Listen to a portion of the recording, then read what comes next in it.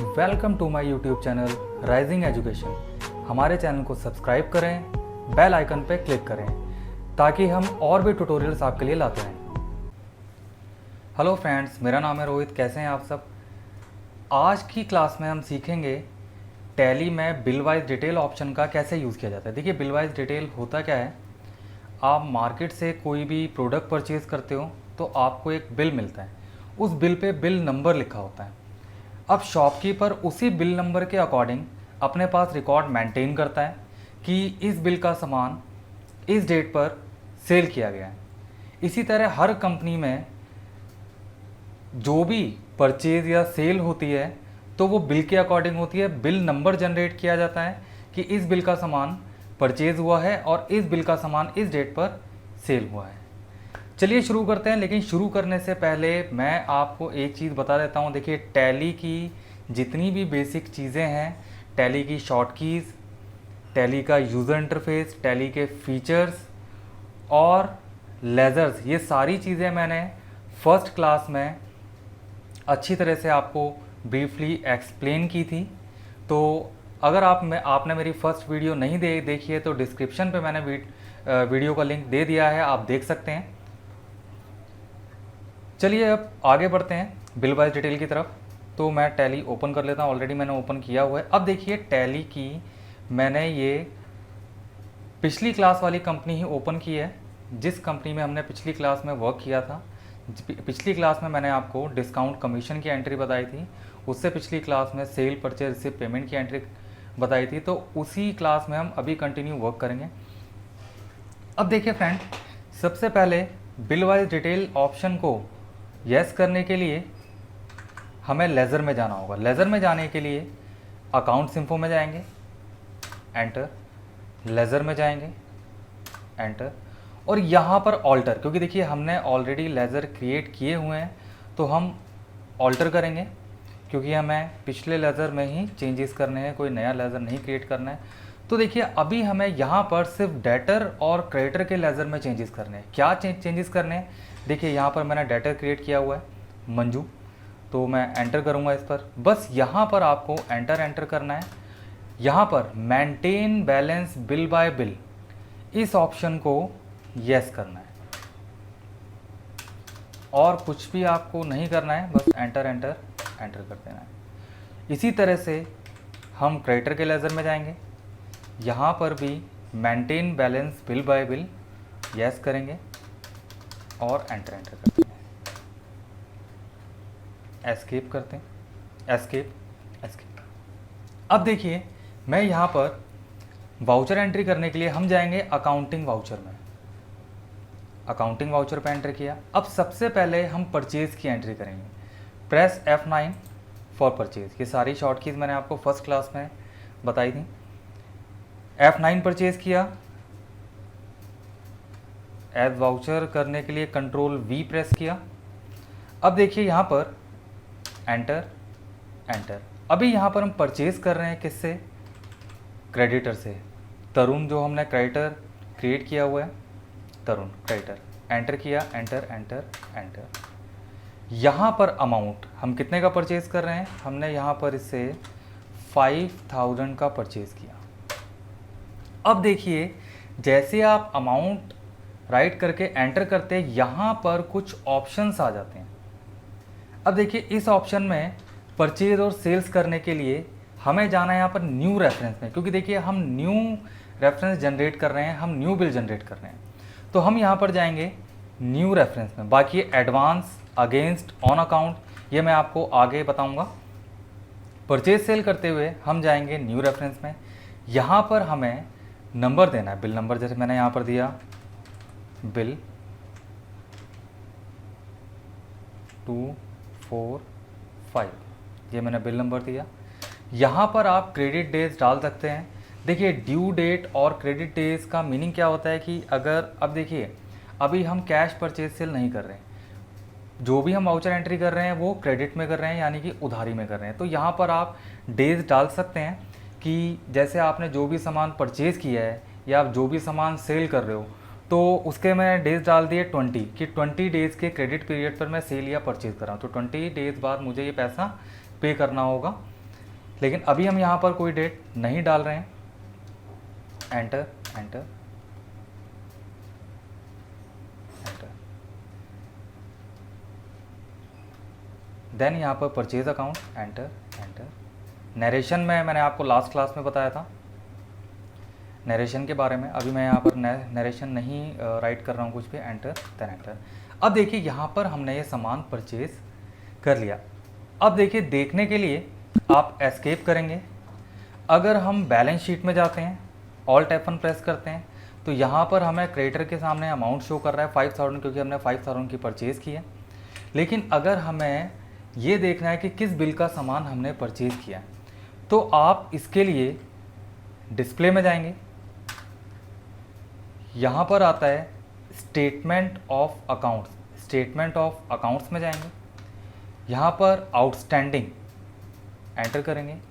अब यहाँ पर देखिए दो ऑप्शन है, रिसीवेबल और पेबल। अभी हमने परचेज़ की एंट्री की है तो हम पेबल में जाएंगे। यहाँ पर भी आके आपको ऑल्ट F1 प्रेस करना है। ऑल्ट F1 के बारे में मैंने आपको लास्ट क्लास में भी बताया था कि डिटेल में देखने के लिए हमें ऑल्ट F1 प्रेस करना पड़ता है, चाहे आप बैलेंस शीट में जाते हैं, चाहे आप प्रॉफिट एंड लॉस अकाउंट में जाते हैं, चाहे आप डिस्प्ले में जाते हैं। अब देखिए यहाँ पर ऑल्ट F1 मैंने प्रेस किया तो यहाँ पर मुझे दिखा रहा है pending amount 5000।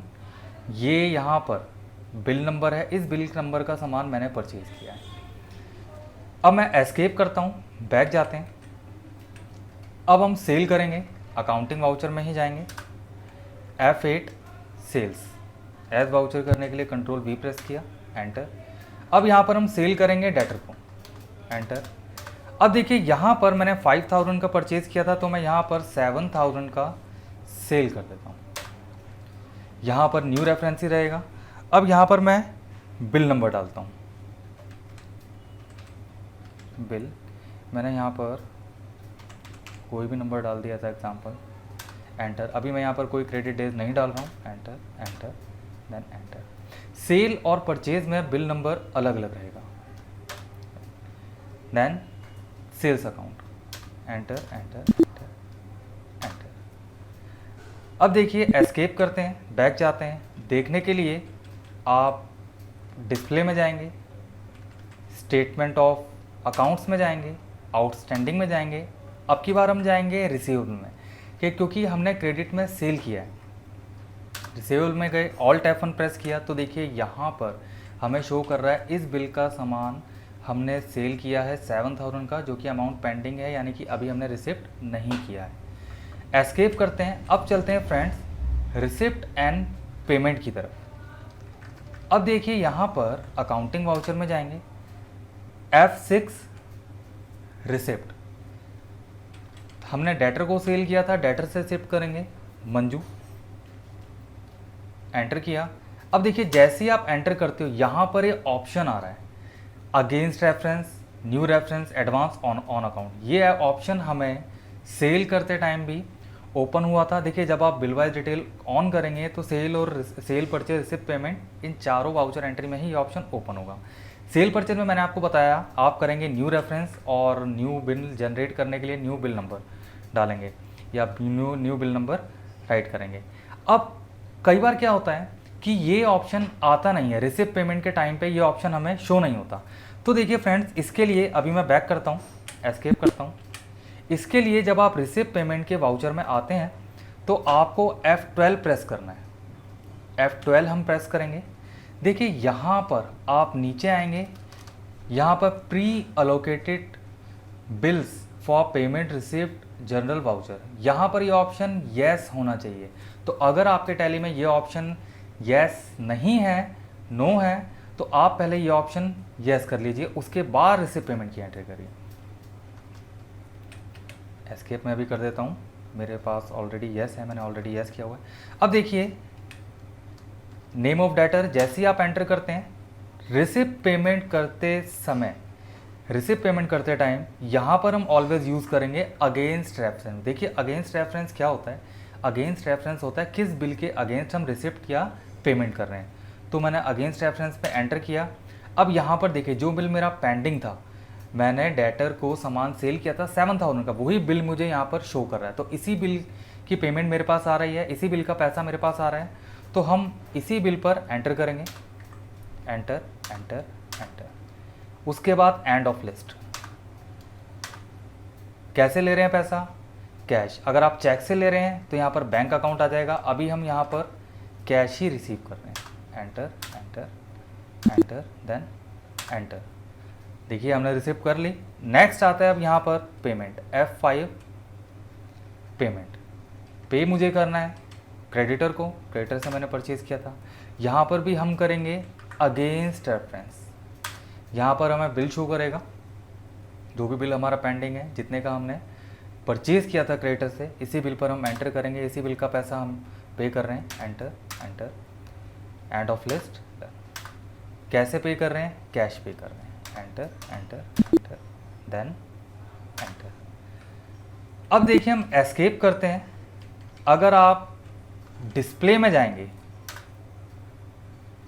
Statement of account में जाएंगे, आउटस्टैंडिंग में जाएंगे और रिसीवेबल या पेबल में जाएंगे तो आपको कुछ भी शो नहीं करेगा, क्योंकि यहाँ पर देखिए मैं एस्केप करता हूँ।